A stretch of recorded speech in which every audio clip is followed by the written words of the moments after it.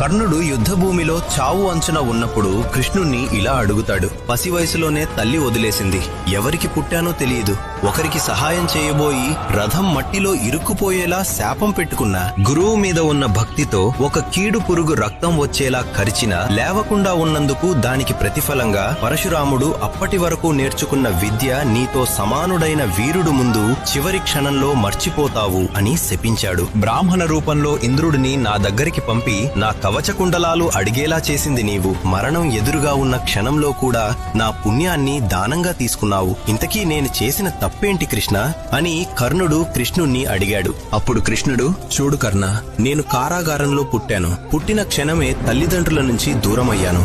నా సొంత మేనమామే నన్ను చంపడానికి రాక్షసులను పంపించాడు. విధి నన్ను ప్రాణంగా ప్రేమించిన రాధను కూడా వదిలేయాల్సి వచ్చింది. కురుక్షేత్ర యుద్ధం వల్ల నా వంశం నాశనమయ్యే శాపం రాబోతుంది అని తెలుసు. అయినా సరే ధర్మం కోసం యుద్ధాన్ని నడిపిస్తున్నాను. కష్టాలు అందరికీ వస్తాయి కర్ణ, కానీ మనం ఎటు నిలబడ్డామా అన్నదే మన కర్మ.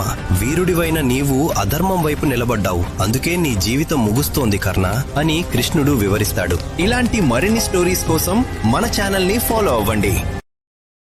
Download ShareChat.